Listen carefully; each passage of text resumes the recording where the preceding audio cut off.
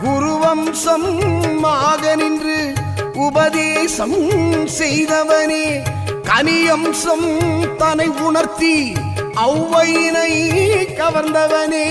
வீர அம்சமாக அன்று போரம்சம் ஆனவனே சூரவம்சம் தன்னை அழித்து தேவர்களை காத்தவனே தேவர்களை காத்தவனே போரம்சம் பழனியிலே வீரம்சம் தணிகையிலே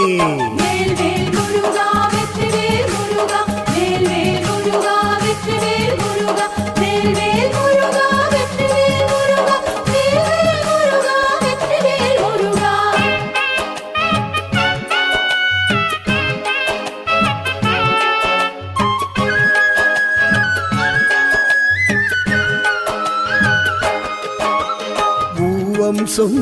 முன்மேனி பொன்னம்சம் முன்கு